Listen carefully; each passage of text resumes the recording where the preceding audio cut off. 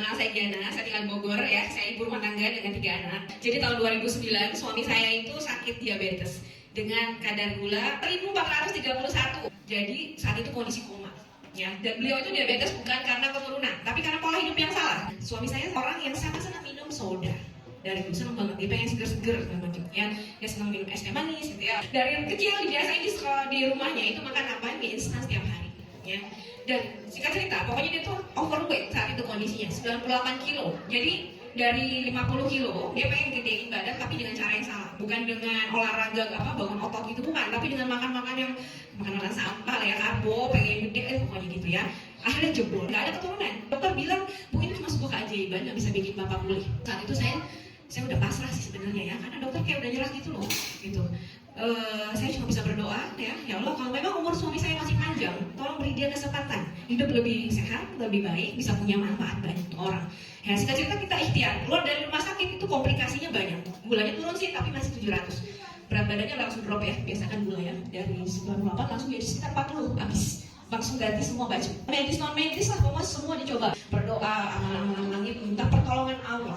Itu kondisinya luar biasa. Kondisinya kami saat itu, saya ya ngurusin orang sakit ya, suami saya dengan sakit yang luar biasa lah itu ya, emosi jiwa dan seterusnya. Dia nggak bisa ngapa-ngapain, cenderung aktivitasnya cuma sekitar 2 jam sehari, nggak produktif lah gitu ya.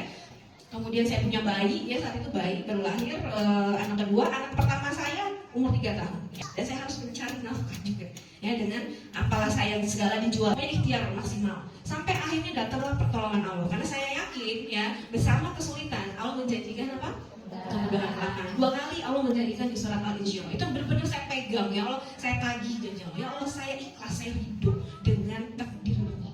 Tapi tolong beri pertolonganmu, tolong beri kelapangan, tolong beri kemudahan. Akhirnya Allah kasih, Allah ketemukan kami sahabat lama, teman bisnis kami ini, bisnis sebelumnya.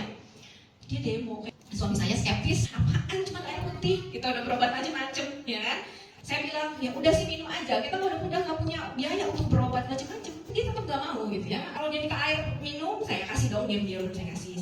Lama-lama dia ngerasa, nggak lama ya, maksudnya sekitar semingguan gitu dia ngerasa kok badanku kayak entengan ya, gitu ya. Walaupun ada detoxnya ya awal-awal, detoxnya badannya agak merasa panas, tapi nggak lama. Ya itu kamu kasih air itu, air argen itu hidrogen. Akhirnya kita dia mau dia terusin, dia minum sampai bulan ketiga kurang lebih lah lepas obat. Udah capek minum obat 3 tahun ya. Diterusin lagi, udah progresnya luar biasa, bagus banget. Dia bisa aktif staminanya meningkat gitu, progresnya bagus. Terus bulan kelima pas insulin. Ya akhirnya orang-orang yang sekitar tetangga yang tadinya dia udah nggak bisa, atau pernah ikut kerja bakti, atau bisa gitu ya, bisa aktivitas lagi dan macam.